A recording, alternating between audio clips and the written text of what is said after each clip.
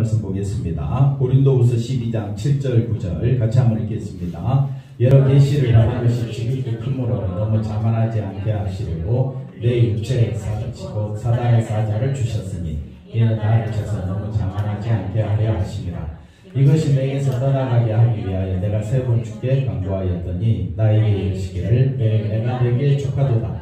이는 내 능력이 약한 데서 온전하여지리라 하시니라. 그러므로 도리어 크게 기뻐함으로 나의 여러 약한 것들에 대하여 자랑하리니 이는 그리스도의 능력이 내게 머물게 하려 함이라.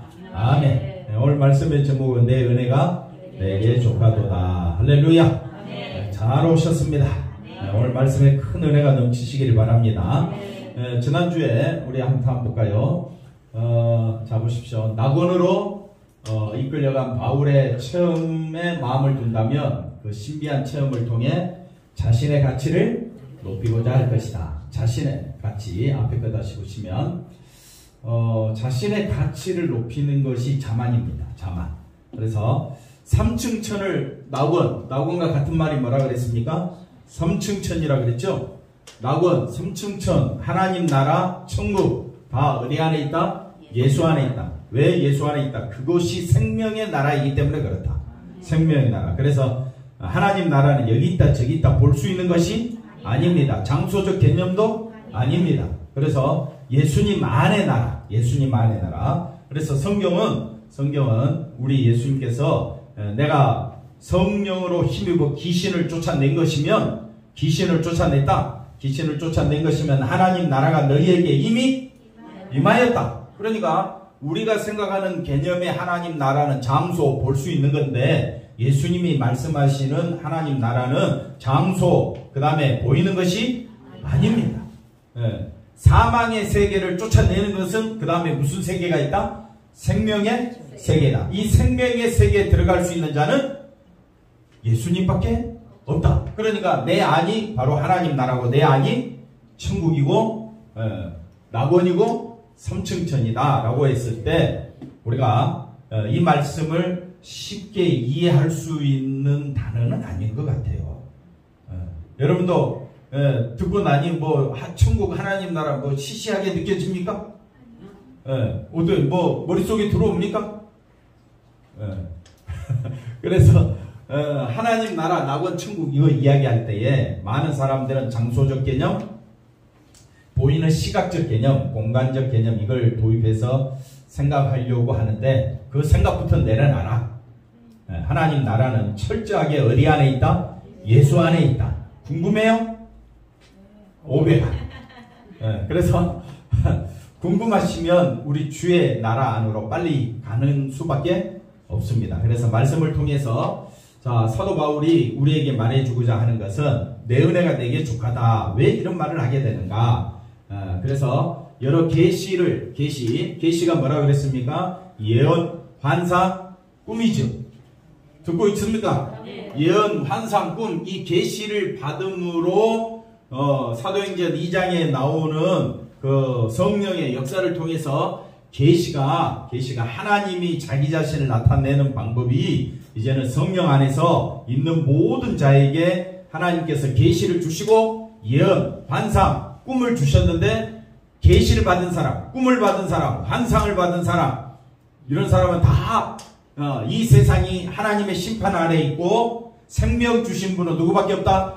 예수님밖에 없다. 그래서 주를 부르는 자는 구원을 얻게 될 것이다. 이게 계시다 이 말이에요. 듣고 있습니까? 한번 옆 사람 인사합시다. 당신은 계시 받은 사람입니다. 그러니까 계시는 쉽게 예를 들면 목사님들이나 또 뭐 훌륭하신 분들 그런 사람이 받는 줄 알았더니 그게 아니고 내가 성령 안에 있다면 성령 안에 있는 사람은 계시, 환상, 꿈을 꾸게 되는데 젊은이는 늙은이는 또는 맞죠? 젊은이, 늙은이, 어린아이? 뭐죠? 늙은이? 죄송해요. 그래서 자 계시를 받게 되면 반드시 초점이 어디로 가게 돼 있느냐? 예수님께로 가게 돼 있다. 말씀 잘못 들으면 꼭 이상한 데로 빠져요. 말씀 잘못 듣게 되면 예수님 중심이 아니라 꼭 이런 그 신비한 현상으로 쫓아가게 되는데 그러지 말라 이거예요. 그래서 자, 장모님 여기 보십시오. 계시를 받은 것이 지극히 엄청나게 예수 안에 세계를 바라보는 사람은 하나님의 계시가 너무 큰 거예요. 아멘. 왜 아멘이 안 나옵니까? 계시 받은 느낌이 없어. 뭐 체험해야 뭐 계시입니까? 누구만 밝히면 된다고요? 예수님만 밝히면 된다니까요. 예수님 안에만 하나님 나라고 생명의 나라고 그 계시 환상 꿈 이것이 다 예수의 나라를 의미하는 거잖아요.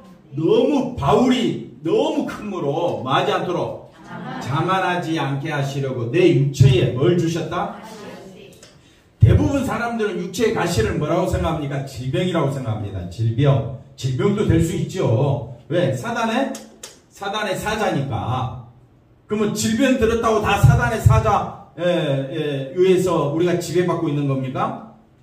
질병 없어도 사단이 지배받고 있는 거예요. 그래서 질병이라고 생각할 수도 있겠지만은 왜 육체의 가시를 뭐라고 표현한다고요? 사단의 사자로 표현을 하고 물론 이제 욥기서에 가보면 욥이 자기 몸을 고통을 당하지요. 그 다음에 자기 재산 소유물 다 없어지잖아요. 사단이 쳤다. 그러나 하나님께서 허락하셨다.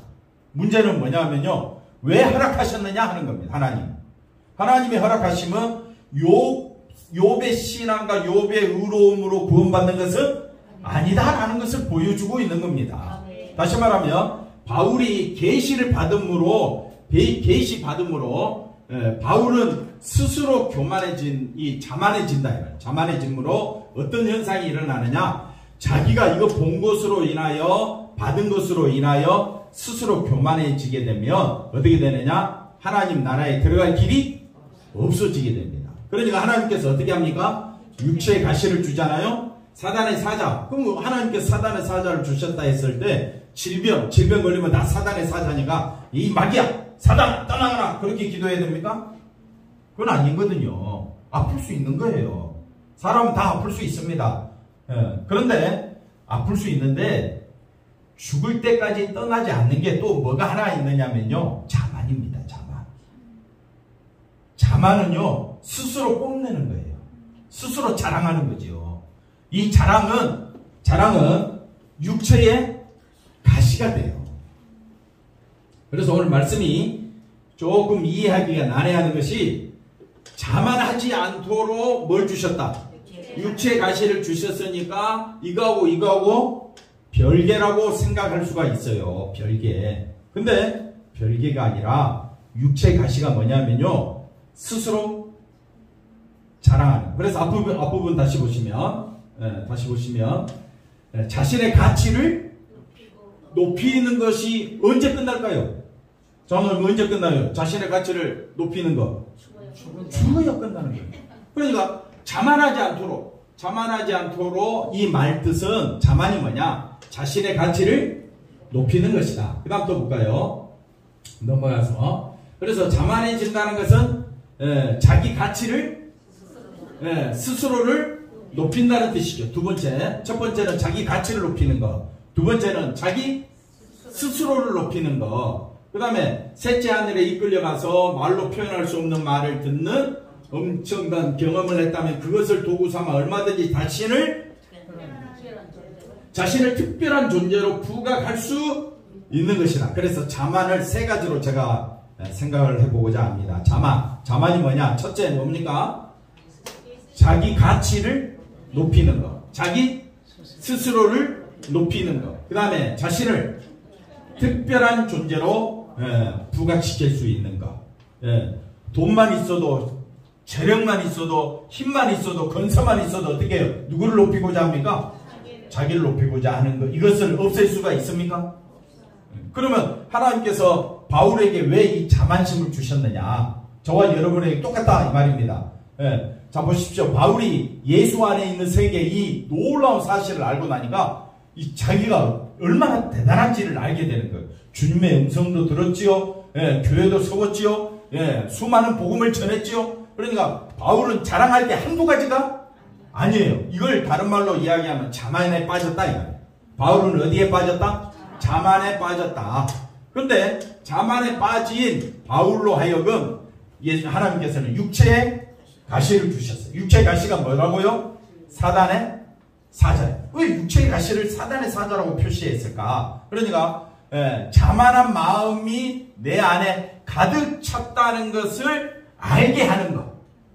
알게 하심이 하나님의 은혜라는 거예요. 다시 말하면 나는 교만한 자예요. 한번 따라합시다. 나는 탐욕과 욕심이 가득한 자다. 이걸 알게 되면 알게 되는 것이 은혜라고요. 알게 되면 어떻게 할까요?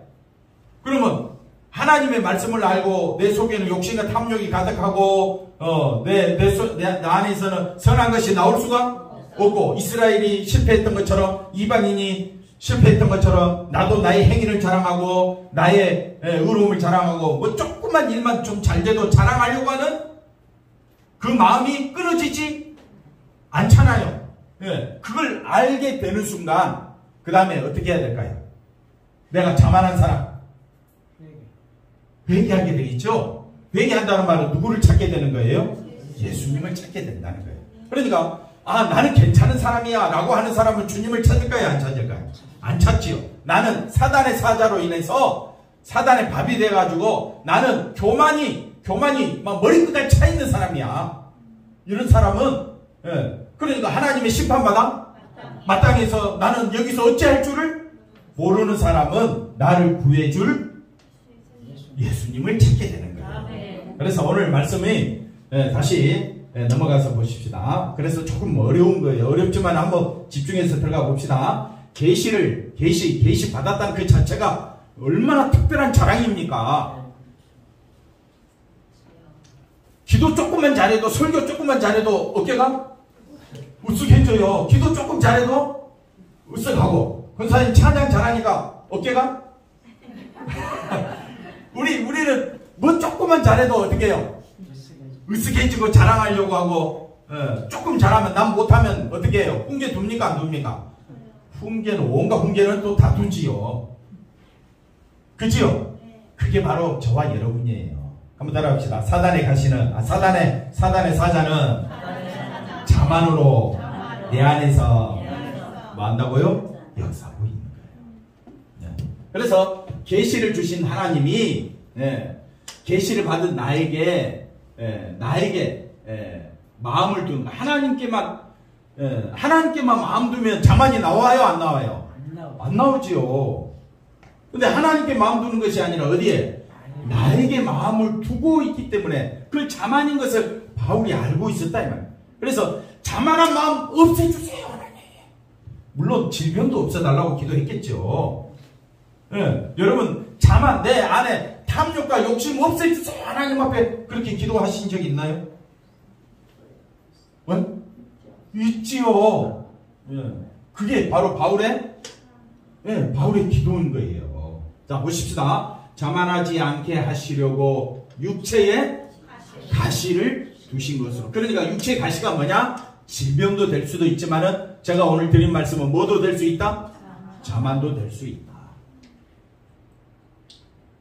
교회 안에 자만이 있으면요, 자만이라는 놈이 하나 딱 들어오면요 교회가 시끄러워요.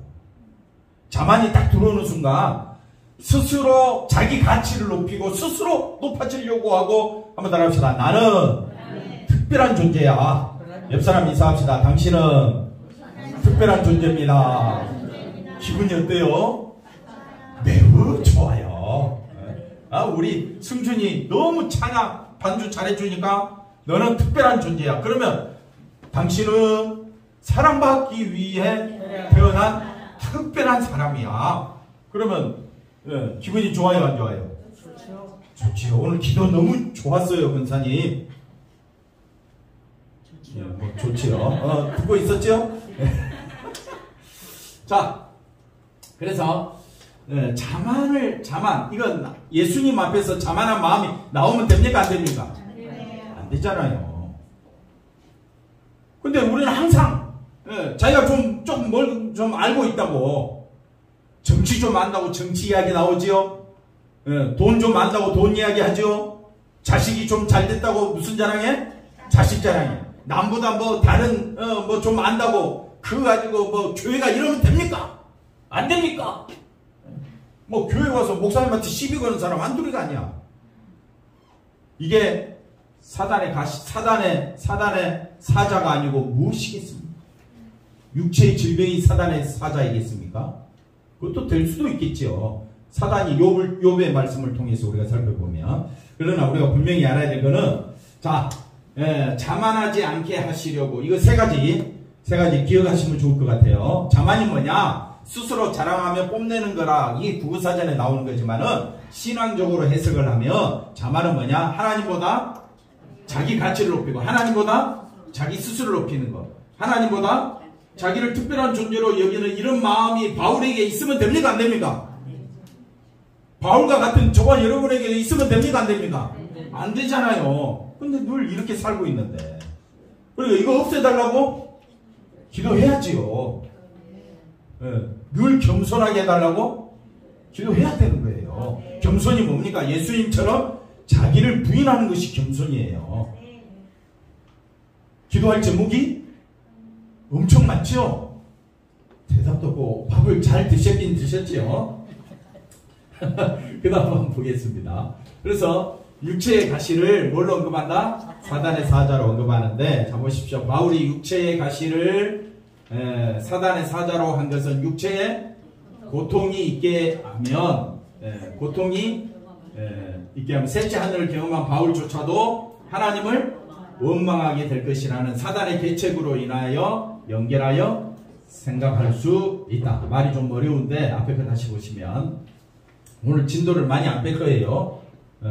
다 빼면 시간이 1시간 걸려. 그래서 우리는 설교 시간을 좀 짧게 해야 돼.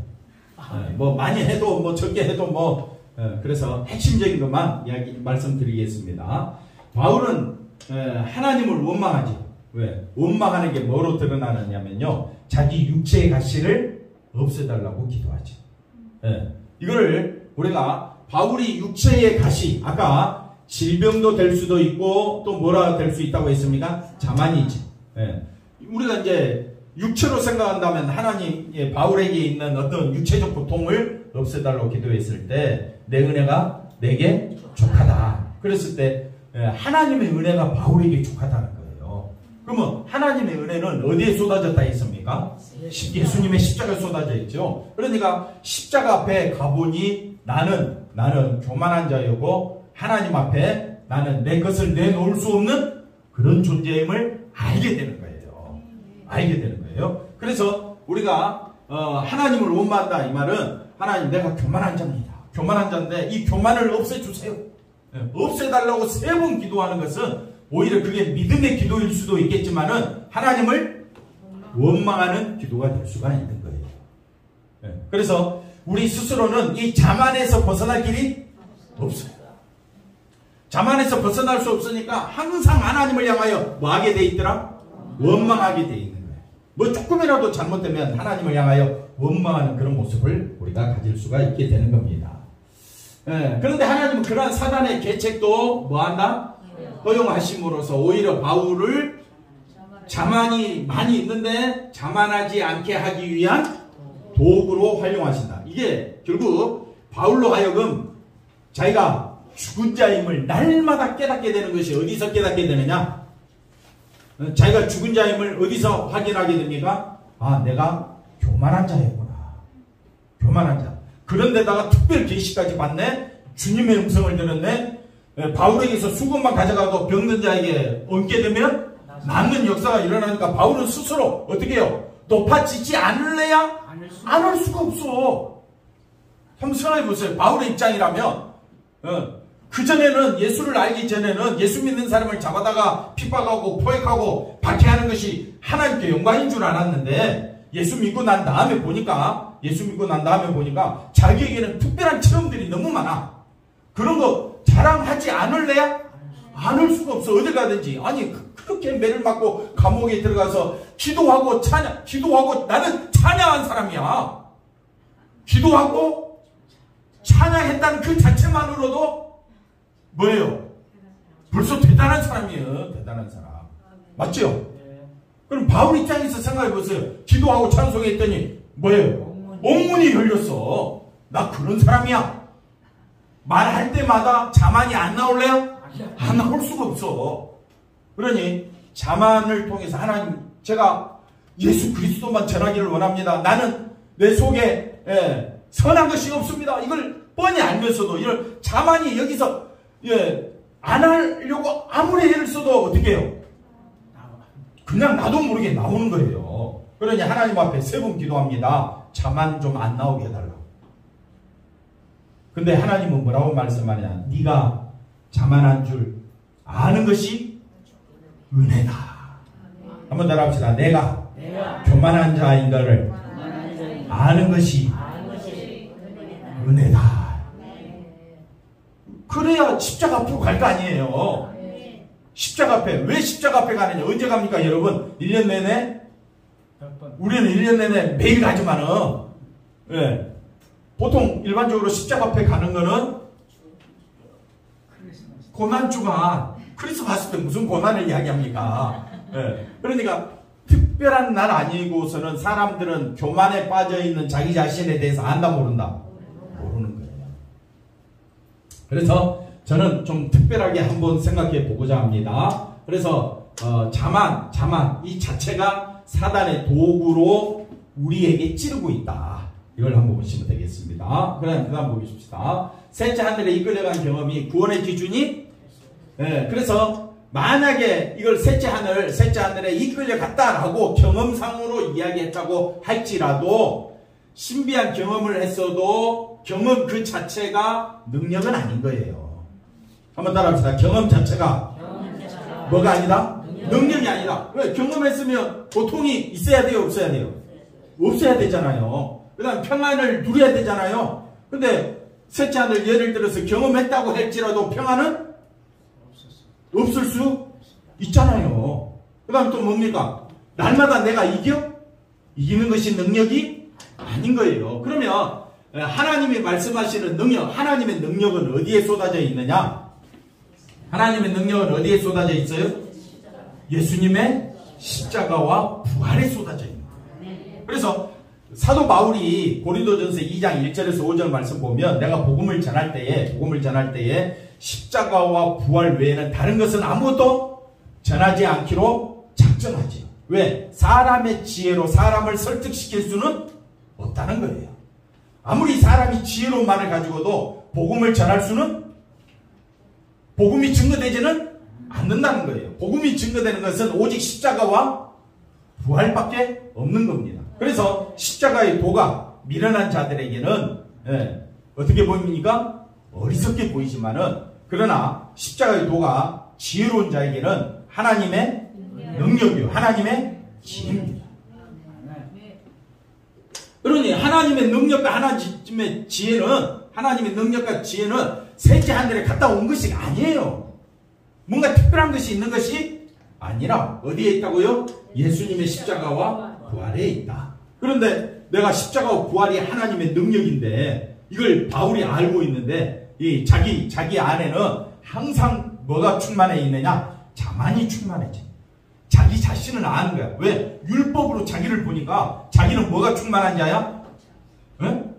뭐가 충만해? 자만이 충만한 자야. 여러분 한 사람 한 사람 한번 자세히 보십시오. 뭐가 충만합니까? 스스로 자랑하고 싶어서. 그래서 우리 믿는 사람에게 있어서 능력은 뭐밖에 없더라? 예수님의 십자가와 부활밖에 없다.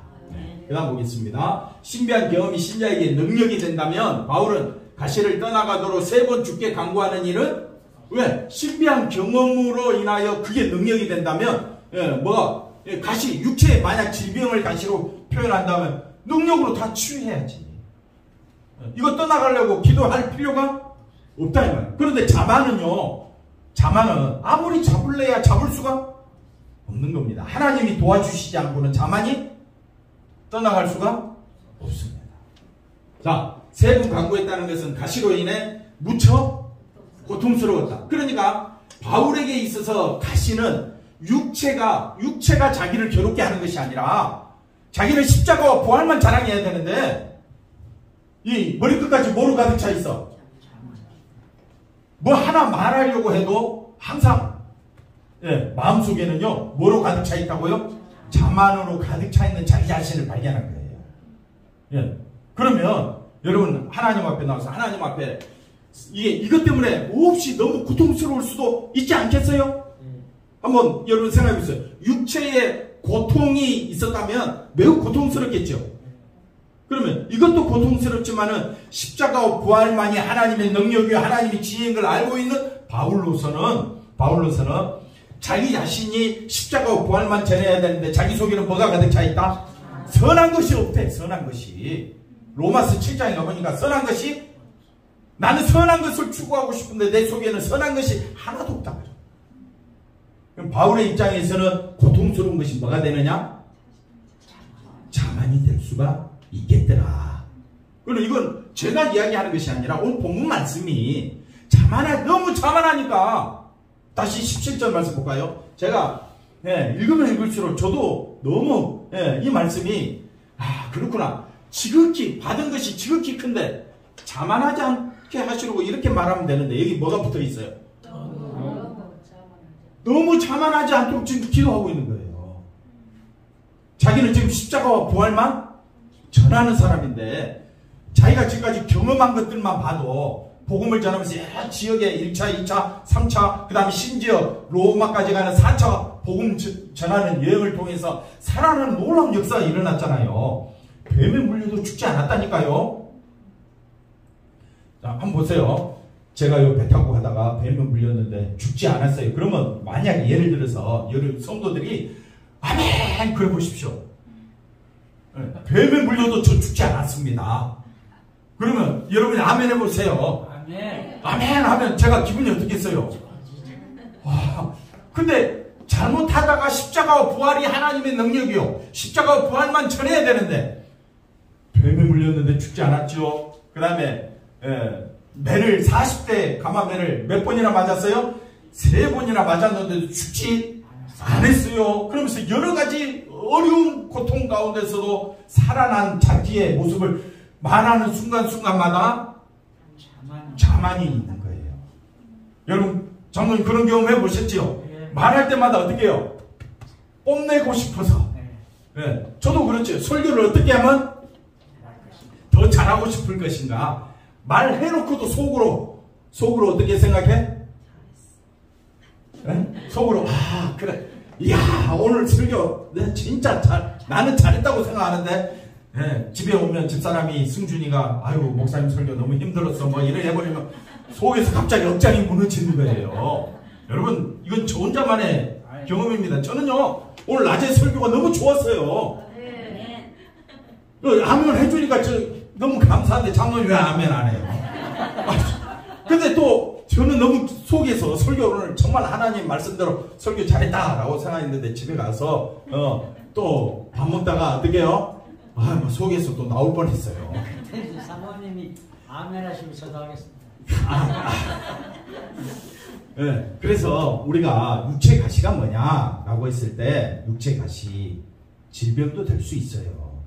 근데 오늘 말씀을 보니까 뭐하지 않도록 그 다음 또 이 자만이 나를 쳐서 하나님께서 나를 쳐서 뭐하지 않도록 너무 자만. 그러니까 자만은 없앨 수가 없잖아요. 자만은 못 없애는 거예요. 근데 뭐하지 않도록 장로님 감사해요. 오늘 필이 통하는 것 같아. 너무 자만하지 않도록. 왜 너무 자만하지 않도록 이게 두 번이나 들어가 있을까? 사람은요 자존심 빼면요 그 사람 죽은 사람이잖아요. 이 자존심 없는 사람 없어요. 그러니까 자만을 자존심으로 한번 살짝 바꿔볼까요? 너무 자존심을 세우지 않도록 여러분 기도하셔야 돼요. 이거는 죽을 때까지 없앨 수가 없어. 근데 우리가 왜 이걸 해야 되느냐면요 십자가와 부활이 하나님의 능력이잖아요. 그럼 예수 믿는 사람 뭘 나타내야 돼? 십자가와 부활을 나타내야 되는데 그거 하기 싫어서 교회 안 나오는 거 아니잖아요.